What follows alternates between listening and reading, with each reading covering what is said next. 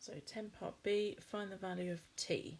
So what we haven't used yet is we haven't used the fact that we knew the deceleration here, and we haven't used the fact that we know the two stations are 1.5 kilometres apart. So that means the area of that whole trapezium we've got here is equal to 1,500.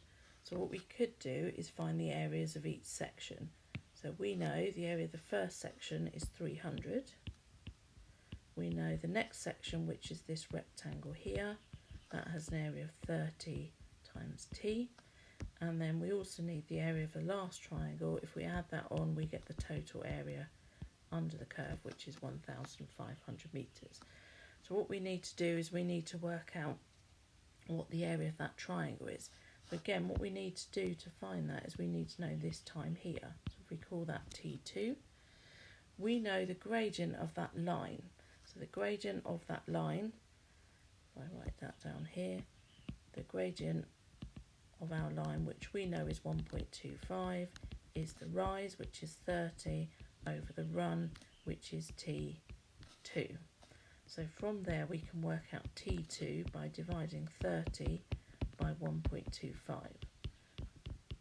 So that gives you T2 as 24 seconds.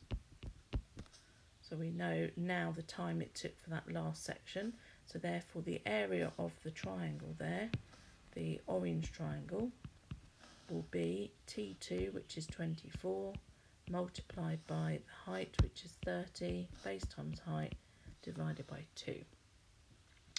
So if we work out each of those, we've got 300 plus 30t, and then this will give us 12 times 30, which is 360, equals 1,500, and you should end up, if you solve that, getting t as 28 seconds.